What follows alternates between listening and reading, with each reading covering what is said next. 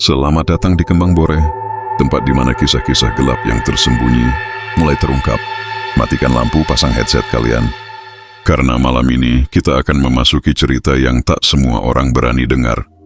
Bersiaplah, karena sesuatu mungkin sedang memperhatikanmu.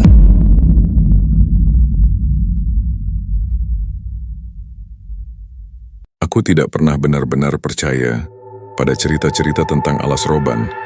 Bagiku, semua kisah itu terdengar seperti bumbu perjalanan. Cerita yang dilebih-lebihkan agar tidak mengantuk di jalan panjang. Sampai suatu malam, aku harus melewatinya sendirian. Waktu itu hampir pukul 11 malam. Langit gelap tanpa bulan, hanya beberapa bintang yang redup tertutup awan tipis. Aku baru saja menyelesaikan pekerjaan di luar kota dan memilih jalur itu karena lebih cepat. Mesin mobil menyala stabil. Radioku pelankan hanya sebagai teman agar tidak terlalu sunyi. Di awal memasuki kawasan hutan tidak ada yang terasa aneh. Jalan aspal membentang lurus, marka putih memantul terkena cahaya lampu. Pepohonan tinggi berdiri seperti dinding hitam di kiri dan kanan, rapat dan tak bergerak. Beberapa menit pertama terasa biasa saja. Namun semakin masuk ke dalam, aku mulai sadar ada sesuatu yang berubah. Udara terasa lebih dingin dari seharusnya. AC mobil tidak kunyalakan, tapi embun tipis mulai terbentuk di bagian dalam kaca depan. Aku mengusapnya dengan tangan, meninggalkan jejak buram yang cepat menghilang lagi. Radio tiba-tiba kehilangan sinyal. Suara musik berubah menjadi desisan panjang yang menusuk telinga. Aku mematikannya. Sejak saat itu yang terdengar hanya suara mesin dan gesekan ban dengan aspal.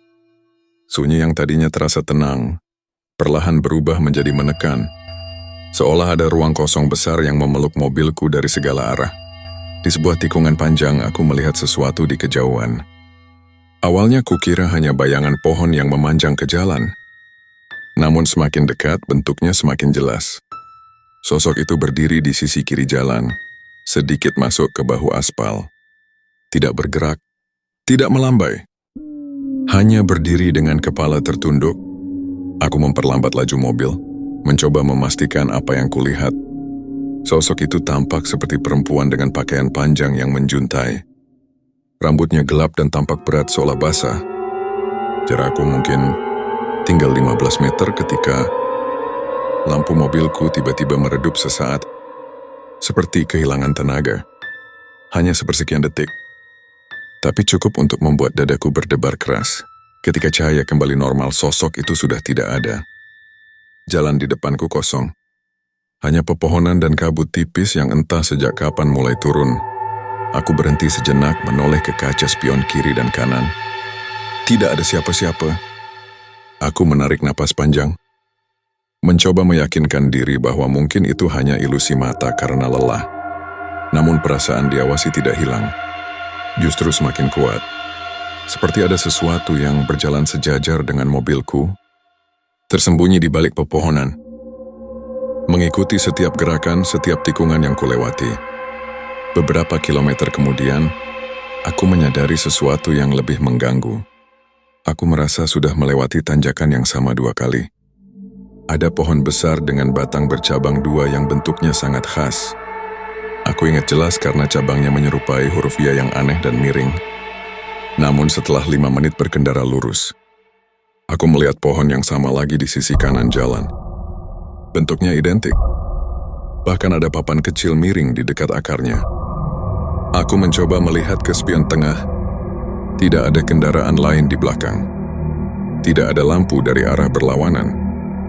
Jalan terasa kosong sepenuhnya.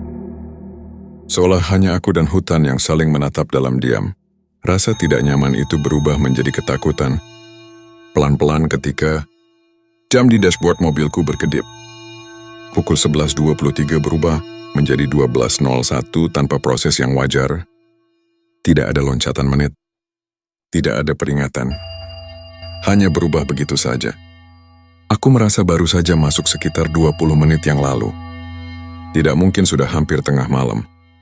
Tanganku mulai dingin. Aku menekan pedal gas sedikit lebih dalam, berharap segera melihat tanda keluar kawasan hutan.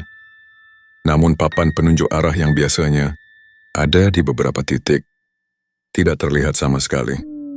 Yang ada hanya jalan memanjang tanpa ujung yang jelas. Lalu untuk pertama kalinya malam itu aku mendengarnya. Suara pelan dari kursi belakang. Bukan suara keras. Hanya seperti helaan napas yang bukan milikku. Aku membeku, kedua tangan mencengkeram setir.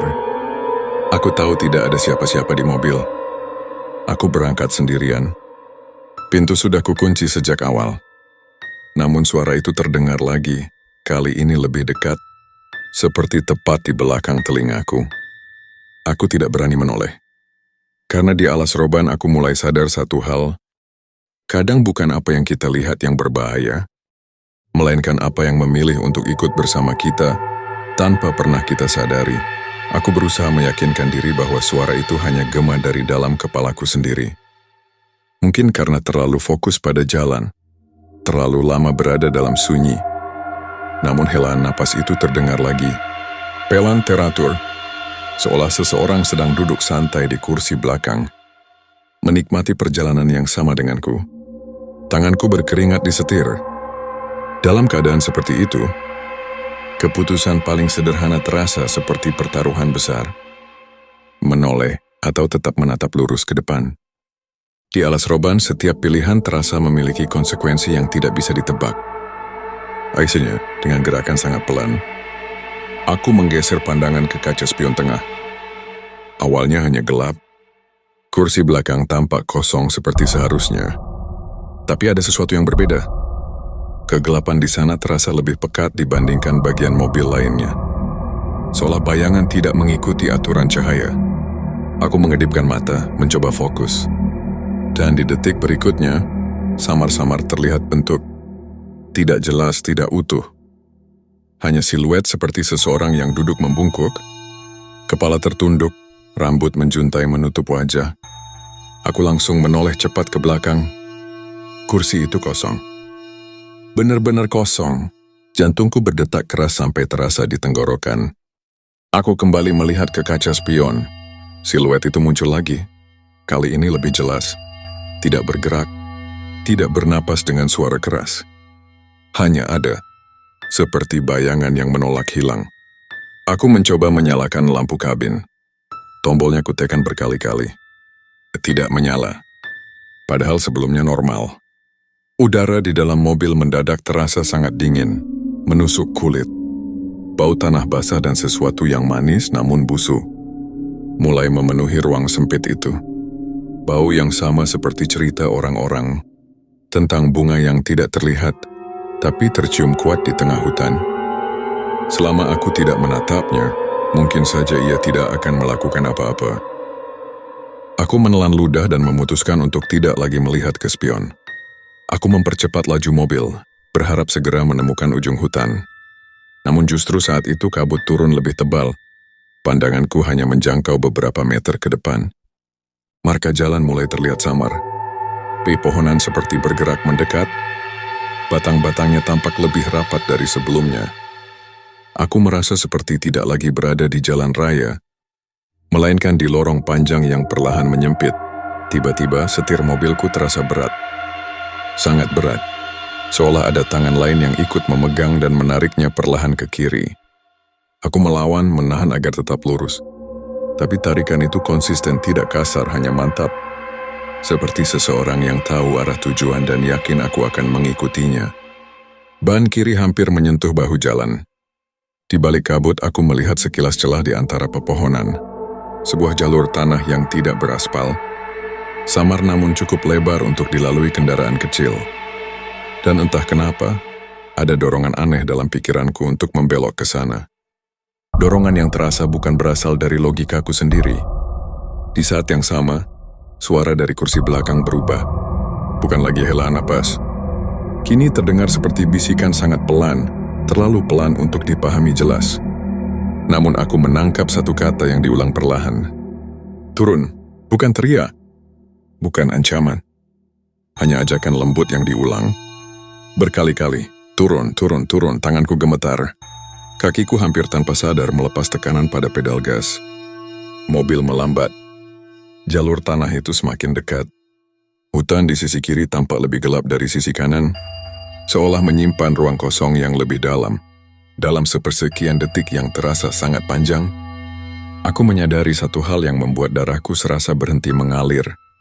Jika aku membelok ke jalur itu, mungkin mobilku akan ditemukan beberapa hari kemudian. Parkir rapi, mesin mati, tanpa tanda perlawanan.